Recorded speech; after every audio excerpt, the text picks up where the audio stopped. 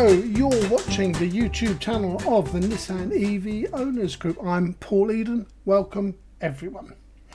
This edition is an interview. My guest is Zapmap's Head of Insights, Jade Edwards. Zapmap launched in 2014, starting as the charge point mapping provider for next green car and has grown into a leading EV resource. Jade joined as Head of Insights in 2022 after a decade at Consumer Intelligence, mastering data analytics. Jade, welcome. Good evening. How are you? I'm really well, thanks, Paul. Thanks for having me. Well, thank you for coming. We've been trying to sort this out for quite some time, actually, haven't we? We have. Now, I'm Premium Yearly Plus member, so I'm fairly aware of a lot of what the app does. But there's much more to it. So tell me about all of that and the fun stuff. Yeah, sure. So Zapmap is the UK's #1 EV charging app, and we help EV drivers charge with confidence. So you can use the app to find charge points across the UK, plan journeys, and also pay at over 50,000 charge points across the country using either the app or the Zapmap charge card, which has been released recently. So that's the app itself, which is what most people know Zapmap as. We also, on our website, have lots of guides and information to help people who are thinking about transitioning to an EV, and also to help people who have just made that transition. And then the other side of the business, which is the side I look after, I get the really fun job of taking all the data that comes from behind the app, from all the charge point operators on where their charge points are and how much they're used. And I get to take that data and look at what else we can do with that. So in a more business to business context. So how can we package all that up? And we provide that to the government so that they can track progress of how many charge points have been installed, and also use it to help with policy. We provide it to charge point operators themselves so they can see how the competitive landscape is sitting, and provide it to various different types of people across the industry, as well as also with the media. So with the media, we do lots of stories that we put out there and press releases we put out, but also working with other partners as well, just to make sure that we're sharing as much of that information as we possibly can, and help drive the transition forwards. That's very interesting. Very diverse, isn't it? Yes, it is. Yeah, people don't realise there's quite so much behind Zapmap. I always had an idea. I've been, as you know, I had a few short exchanges with Tim O'Neill, one of your chaps, last year. He's a smashing guy. Yes, he is. He's fab. In my first real proper career, many decades ago, in fact, I worked in an infertility clinic in London, installed some really cutting edge IBM computer systems. The doctors and the surgeons and they came to realise that there was some data science to be done, because they had a huge existing patient treatment database. And I sort of fell into it, and it's extremely interesting. But the thrill of data science really, really got to me. Do you get that? Yeah, so from my side, I'm not the one crunching the data. There's far cleverer people that do that than I do. For me, it's more about my role's looking at what comes out of that data, thinking about the stories, thinking about the trends, and how we can then position that out in the market, and kind of use that to drive things forward. So yeah, that's really my role in it. But for me, it's the really important thing in an industry that's growing so rapidly, is about helping the industry to use that data, so they can be making data-led decisions, because there's so many decisions to be made. Where to put chargers, how many chargers to put, what type of chargers to put, what to do for the best for the EV driver. And so the more we can sort of feed data into the industry to make sure those decisions are really data-led, that's the bit that really gets me. So consumer intelligence, as I understand it, is insurance related. What fueled your, if you'll pardon the expression, your move to Zapmap? I mean, it's clear that data science, although you're very modest about it, it's clear that it is an interesting. Did you feel that the move in a career was to add EVs and renewables into it? Was that part of the driver? Yeah, so for me, I, as you say, I'd been at Consumer Intelligence for over 10 years, and I really enjoyed the kind of data and insights world. But for me, general insurance, it just wasn't enough kind of purpose in what I was doing. Are you saying so it's a little bit dull? Well, it's not. It's, some people love insurance. It I'm sure they wasn't. It do. didn't float my boat. It wasn't the thing that got me up in the morning thinking, yes, I really want to, change the world of insurance. It just wasn't for me. I'd been looking for a long time for something that enabled me to kind of tick all the boxes. So still had that data and insights aspect, but had something that I really felt passionate about.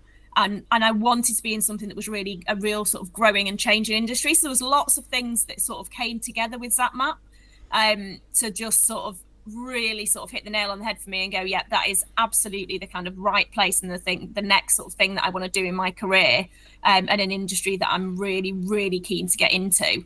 But I knew nothing about EVs before I started at Zapmap. So about a year before I started there, I was getting a new car because I was about to have a second baby, so I needed a bigger car. And I knew absolutely nothing about EVs, and I really clearly remember saying, because it was going to be a second-hand car, I'd never bought a new car in my life, and I really remember clearly saying to my husband, well, God, this will be the last petrol car I ever get, because I just knew that EVs were the future. And I just knew that was, to me, it was just like, oh, well, that is it. That's, it's the last one. And then when I'm ready to upgrade my car again, it'll be an EV. That's just the way it is. It shouldn't be an extraordinary thing to say. It shouldn't be. To some it is, but to you and me, it just isn't, is it? Yeah. But yeah, it was just, that time when I knew nothing about them, it was like, yep, okay, that's it. So yeah, it really, then when the kind of the Zapmap role came up and I sort of got into it, I was just like, oh, it's so strange that I just had this kind of, premonition almost of, yes, that's indeed the way my future's going to go. There's no doubt about it. Oh, that's a lovely, that's a great answer. Thank you. Well done. Do you have an EV now? You run an EV now, then? Yes. So, in 2023, we got a Nissan Ariya, actually. So it is a Nissan. I knew you were an extra special girl. Well done. What a fantastic choice. Yeah, so we've got a Nissan Ariya. And actually, so my husband, before kids in another life, used to have a Nissan 200SX. Oh, yes. He adored. And he was part of the Nissan SX the SX 200 owners club and all of this. So we've still got like paraphernalia around from that. So yeah, he was a big Nissan fan, and so when we were looking at, okay, we're going to get our first EV, he was really keen that it was a Nissan, and it's been absolutely brilliant. EVs really make sense when they're charged at home. Tell me about your charging habits, please. Yeah, so for us, we've got solar, we've got a home battery. You're doing it properly. Yeah, we are fully, charging from home, really, really cost effective. And then that fulfills the vast majority of our needs. So it's really rare, actually, that we have to charge on the public network. Yeah. So when we are doing that, it's because we're doing those longer journeys. It's kind of en route charging. So we're going to the big, ultra rapid 150 kilowatt plus hubs and just being able to charge when we need to stop anyway. So it doesn't really impact our lives in that way. It's pretty much home, 90% of the time. My Leaf is much shorter range than yours, but yeah, it does everything that it needs to do. Yeah, and I'm looking at the moment, because we want to get rid of the second car, the petrol car, and swap it for an EV.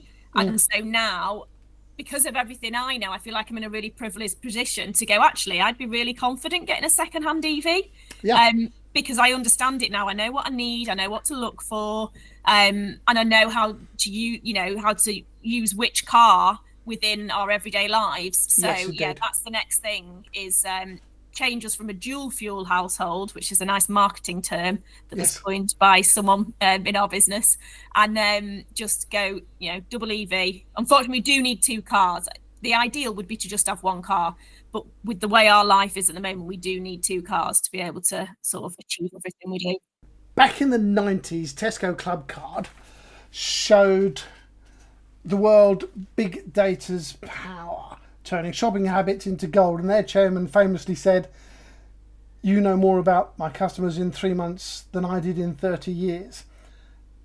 How does Zapmap's data work similar magic for EV charging? Yeah, so I think the big sort of change that's happened more recently in the last year is following some legislation changes. Um, we're able to start building data products that show the amount of charging that's happening on individual chargers Right. around the UK. Yeah. So that's really opening things up in terms of understanding really what does it look like? What does one hub that might be, in close proximity to another hub, actually how do they differ in terms of how much those charges are being used? So that's really opening stuff up, and I think that's the kind of the big change, and will make a huge difference to that data-led decision making of being able to actually have data that is that granular across the network. And obviously we pull in data from so many CPOs, but even if you just think about the 50 kind of biggest that we're pulling data in from, it's a mammoth job to pull all that in, to standardize it all, to analyze it all, and then to push it out in an analytical kind of format so people can use that data. But that's the opportunity that we've got at the moment and that we're working on. So the granularity, the resolution of the data that you're getting has changed because of this change in regulations. The data has been the same. So Yeah. the data has always been, we've had it down to that granularity that we can show it charger by charger, and we can show it like that on the app. We've always been able to do that, but we Yeah. only had permission to be able to show it like that on the app. We couldn't actually put it into data products in that form. But because of this legislation change, we now have the ability to put that into actual data products as well. Gotcha. That's got to be good news. Yeah, so yeah, it's great. So CHAdeMO's in its twilight. I reckon that less than 10% of EVs on the road use it, if you include things like the Mitsubishi Outlander thing. Despite Leaf being the third most numerous EV on the road, and as we've already discussed, that's because they're mostly charged at home. Is that reflected in your data? Yes. Yeah, so in the data, we've got less than 10,000 CHAdeMO connectors as at the end of September, and that's out of 120,000 connectors across the whole of the UK. Okay, so it's rather less than my 10% guess, yeah. Yeah. So that's the number of CHAdeMO connectors, and if, as you can see from the chart, Yes. where they're spread. So the people that the charge point operators who've got the most of those, Instavolt, Osprey. So anyone who does drive an EV already and uses the public network will definitely recognise those brands. And then, well, in particular, us Leaf owners have always said we like Osprey and we like Instavolt, and now the reason's clear. Yep, they are definitely the ones who've got the most. And then for, where it's more kind of visible, I would say, to non-EV drivers is kind of like MFG EV power, where, they're at the big fuel forecourts, the big bright blue livery. And so again, that kind of really stands out, I think. Also one of my favourites, MFG. Yeah, good. They're good. They always do really well in our driver survey rankings as well. Yeah. And then obviously you have got that coverage at the motorway services through GridServe. So yeah, GridServe also have a number of CHAdeMO connectors across their sites, across the motorway services. You can see that we've broken it down to the power rating of those connectors. And obviously the vast majority are less than 100 kilowatts, which makes sense, right? Because of the Zoes, the Leafs, they're not going to be able to charge at anything near to that. So it makes sense that actually that's the power ratings that are out there for those CHAdeMO connectors. A while ago, I rather rashly suggested that because the supply of new CHAdeMO cars is essentially nil, but CPOs are still building new chargers with it, it's actually getting easier for Leaf drivers to find a rapid charger. Now, rather embarrassingly, and I was drunk when I said it, other people have begun to repeat what I've said, and it's now sort of moved into the EV, well, certainly the CHAdeMO law, and I'm worried that I am right though, aren't I? That essentially CHAdeMO outstrips Leaf in terms of new ones. So in the last year, there's been about 600 new CHAdeMO connectors added on Zapmap. So, crikey. You're right that there are new ones still getting added on. The bigger problem there is actually that, with most of those, they're on a device that's also got a CCS connector. Yeah. And so you've probably got more of this issue of there's more and more CCS drivers and they don't think about it. And they'll just go, oh, there's a charger, it's a CCS, great, I'll go and charge. They won't necessarily think about, well, I'll leave that one that's also got a CHAdeMO connector in case someone needs it, and I'll go to the one next to it. So I guess there's a bit of blocking that happens. Stay there, I'm just going to rush off the camera. Hang on.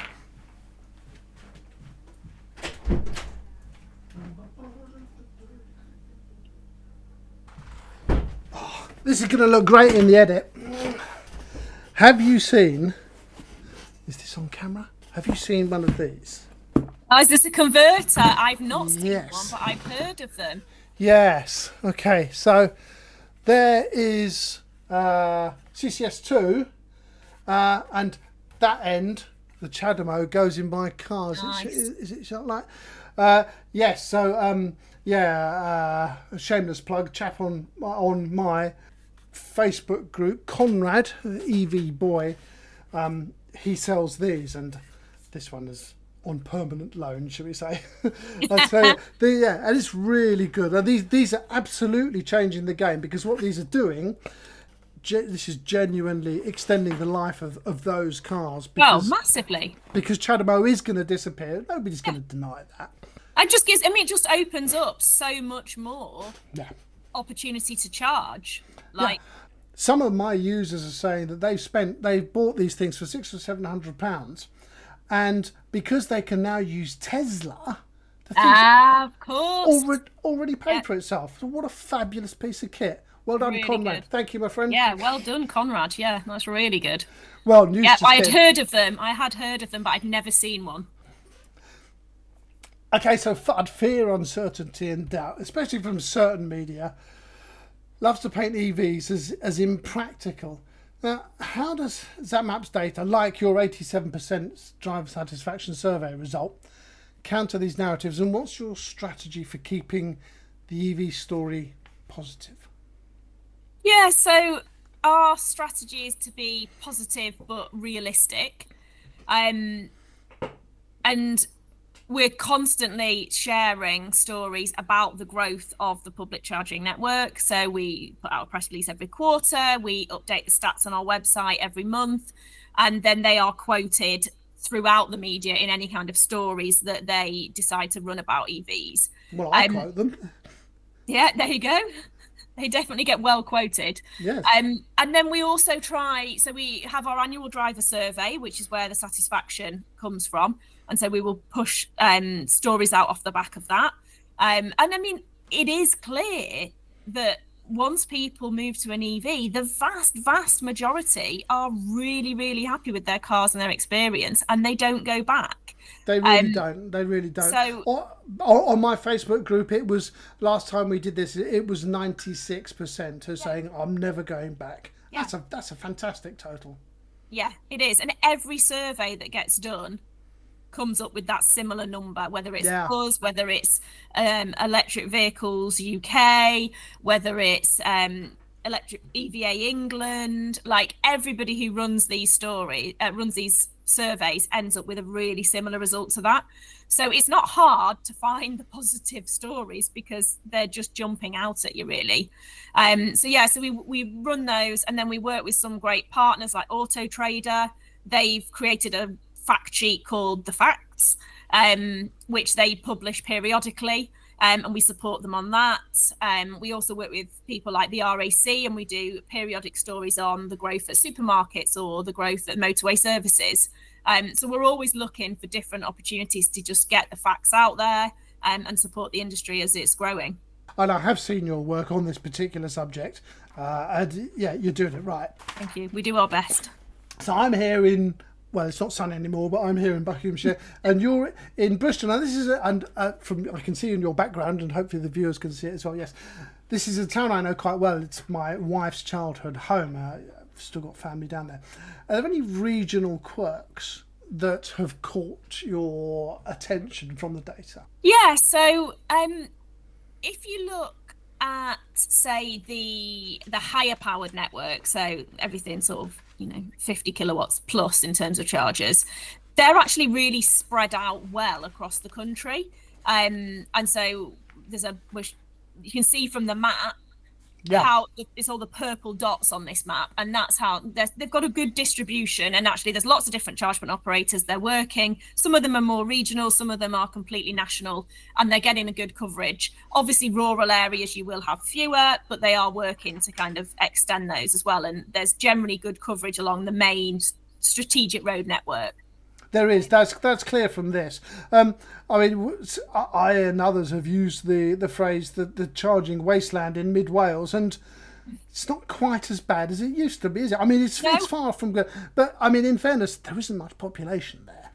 No, and it's difficult, isn't it? Because you've got to get that balance of actually catering for any population that's there, plus seasonal traffic, plus the EV adoption that you would expect in certain areas. So it's a really tricky balance for charge point operators. Absolutely, I know Osprey particularly have done quite a lot more recently out, sort of expanding into Wales.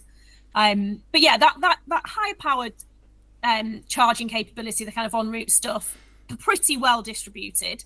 At the other end of the spectrum, you've got the on street, and so on this map you can see that for London, Greater London, there is a massive on-street charging. They're so really low powered, can be 7 kilowatts or less. And they actually, in Greater London, is kind of 70% of all the on-street chargers in the UK are in Greater London at the moment. Wow. So it's really leading the way there, and there's lots of reasons for that. There's the ULEZ, there's the high density of kind of delivery drivers and taxi drivers who've all got EVs. So there's lots of reasons for that, and lots of people without driveways, of course. But what you are seeing is there is a lot of funding that's gone out to the rest of the local authorities, and some of that is starting to make its way all the way through the system to actually chargers getting put in the ground. So Chargy actually managed to get the first one from this new pot of funding. They managed to get the first one in the ground in Brighton and Hove in the last couple of months, and there's going to be lots more to follow from that over the next couple of years. There's a Fastned site in London that you mentioned in your notes. Tell me about that. Yeah, so in terms of like real star performing sites, there's a Fastned site in London. It's 6 300 kilowatt chargers, but only 6 of them. 2 of them have got CHAdeMO on them as well, and it's utilization, so the amount of time that the chargers are in use was off the scale, and we had to check and recheck. Really? You thought it was wrong? Yeah, we spoke to Fastned. We were doing a piece together, and they said no, it's our best performing site, and it has something like 60% utilization. So basically over 24 hours on average, all the devices are in use for 14 hours. And this is in Charlton. Okay, South London's not an area I'm terribly familiar with. What's driving that? Yeah, so they've said that it's in the right place.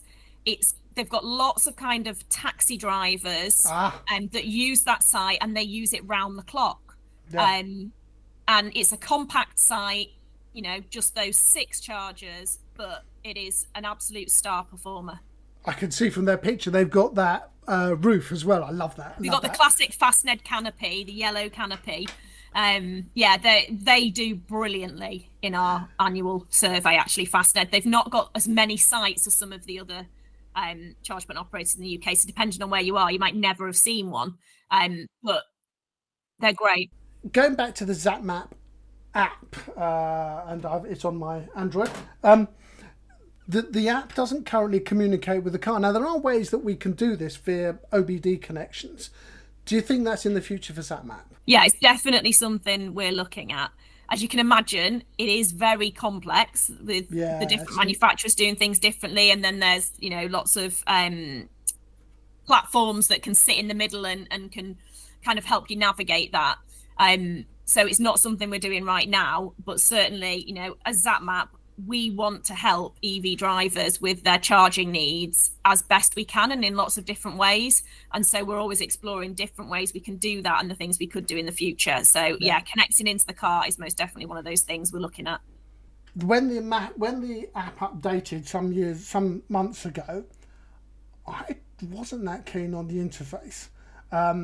It was a little bit cartoony, and it was pastel coloured. And I get that you've gone for a certain style, and I think I know what's happened on a handset.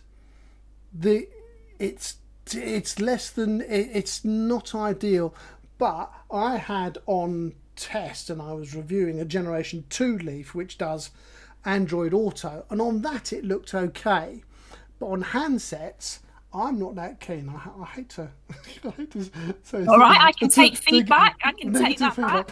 Well, good for you. Yeah, you are entitled to your opinion. The filtering, on the other hand, was greatly improved. As a subscriber, I get the filtering that's particularly useful for Chademo users, but that functionality is not seen on the app or on the website, and that's something that I'd love you guys to do. I will pass that on as well. Brilliant, thank you. On Wednesday, you have cakes. Now I need to know what's your favourite cake and what's the one that gets left. And if you like coffee cake, then we cannot be friends. Tim, I spoke to Tim, and I said, "Oh, I've got my interview with Paul tomorrow night." Or yeah, in fact, it was, because it was yesterday. It was Wednesday, so I got my interview with Paul tonight, and he went, "Oh, he's been in touch." I went, "What do you mean he's been in touch?" He said, yeah. He's asked me for a funny question. He said, "But I'm not telling you what it is." He said, "But you'll like it, and you'll have an answer." He just couldn't contain himself. So what cakes are you up to then? And what cakes are you up for then? Wednesday, yes. It is the most important day of the week in the office. Clearly. I am always in on a Wednesday. It is at 3:00, and I generally appear like a cake angel with a plate full of, or several plates full of cakes for everybody in our actual office, because it's like a big shared space. You're supplying downstairs. The cakes. No, the office building supplies them, but someone has to go and get them and take a selection to everyone else in the office. Right. And it is one of my unofficial duties, not on my job description, that I am one of the cake angels who finds it incredibly important to go and get the cake and bring it upstairs for team morale and my own sugar intake. Someone's got to do it. It's a dirty job. Someone's got to do it, exactly. And I get very upset if they've run out of cake. So I do get down there bang on the dot of 3 p.m. to make sure I've got it. My favourites, lemon drizzle.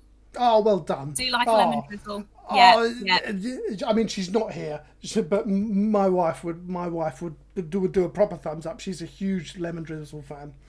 Yeah, but I do have to say, they don't generally have coffee cake, but if they did, I do love a coffee cake as well. Oh, that's it. Interview over. Goodbye.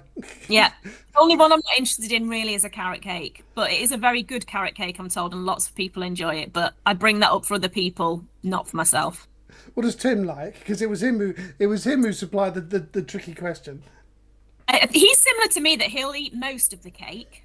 It's the correct answer. If you had a message for drivers and a message for policymakers, what might they be? So for existing drivers of EVs, I would say get out there, talk to your friends, your family, your colleagues, and tell them about what it's like to have an EV and why you wouldn't go back. I think sharing these stories just really helps that next sort of, as we move into that kind of early mainstream, it really helps people to just get over that FUD, the fear, uncertainty and doubt, and hear those real world experiences, and it just starts to alleviate their worries. And I think you'll then find there's lots more people that are curious and will then ask more questions. So I think that's the biggest thing for EV drivers. Policymakers? For policymakers, I think there's probably the biggest thing at the moment is anything that can be done to help decrease the price of public charging. It's we know it's, so much higher than charging at home, and you don't want to penalise people that can't charge at home. And the charge point operators themselves are quite, there's not a lot of wiggle room for them at the moment. These are not companies that are making loads of profit. No, they're absolutely not. So there really is not a lot of wiggle room. And if anyone wants any more detail on it, there's a brilliant report that's come out recently from an organisation called Charge UK. And it's about affordable EV charging for all. And they've really broken down that price that you're paying for public charging. Actually, what is that broken down into, and what are the costs that the charge point operators are incurring? And there's some really key things within that government could do, like equalising the VAT on public and home charging, helping to, there's a thing called the RTFO, which is a scheme that people can, companies can be enrolled in by the government to actually get credits back. And charge point operators are not included in that at the moment. And it's about renewable transport. So they really should be. So getting them enrolled in that would mean that they would actually get some revenue back from that, which could offset the price. And then some other crucial stuff about reforming how they are charged for their kind of standing charges for their electricity. Because at the moment they're being charged based on the total kind of capacity of their site, not on actually how much energy they would be delivering. So where they're building these sites with lots of capacity for the future, they're getting stung for that, when actually those sites, are nowhere near being used at the full utilization they would need to be in the future to make them really profitable. So that's really interesting. I didn't know that. Have a look at the report. It's absolutely brilliant how they've broken it all down, and it's a really complex subject, but anything that can be done to help bring that price down, I think, would be fantastic. If you'll permit me, I'm going to answer my own question here. I think that planning is such an issue, particularly for the CPOs who are trying to install, large hubs. I mean, Yes. I'm not talking about, in particular GridServe and Instavolt. They come up against enormous planning challenges. It's not just about building. It's not just about building the things, but it's about getting the power there from the grid, because they need a lot of power. That could be greatly streamlined in my view. Yes. Yeah. There's definitely a lot more work and it is being done. So certainly I know from the district service operators, I think it's a full name, DSOs, that, operate across the country and manage the kind of getting the power to places. There's lots of work that they do doing to try and streamline that process and make it easier. But, it is a big challenge that you put up one of these hubs, and it's one of my favorite anecdotes that I say in so many of my interviews is that I was speaking to one of the guys who runs the relationship with all the charge point operators at one of these DSOs, and he said that one of those hubs, like the Ramac Way hub, but Fastned one in London that we talked about, to turn that on is the equivalent of turning on the Shard. Yes. So you wouldn't just get the Shard and go, well, we're going to put that up in a week and turn it on. There's a lot of planning and thought that goes into it. The power's there, but it needs to be in the right place at the right time, and they need to, It's a nascent industry, it's only getting better, as you say.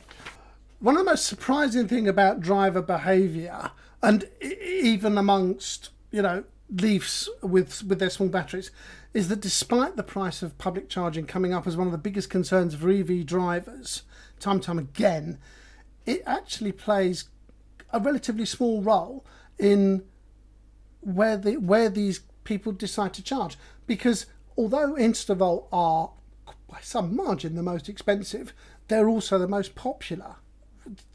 Take me through that. Yeah, it's so from the survey that we asked our EV drivers last year, and we've got the results of the next one coming out in the next few weeks, actually.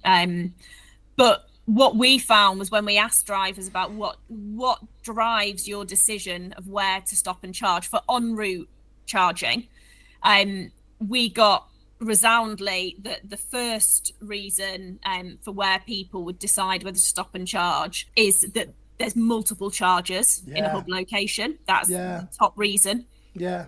Then you've got that it's directly on their journey, so people don't want to be having to divert off their journey in order to go to those chargers. And then they've got, and this is probably not quite the same for CHAdeMO, is that they want 150 kilowatt plus charging devices, and they're kind of the top three reasons. And actually the price is languishing down the bottom of the table in terms of reasons isn't it? At the moment.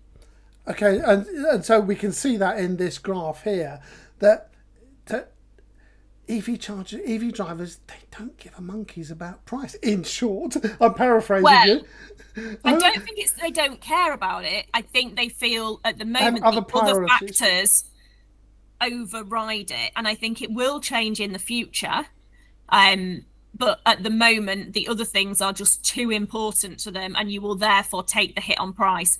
And I think also, a lot of the time when you're talking about the en route, you're often talking about people who do the vast majority of their charging at home. So you're offsetting it in your mind, going, you know what, this is going to cost me a lot, but overall, I've saved so much that the convenience of this, I'm just going to, just take that at the moment. But I think that we've got to think again, get into the early majority.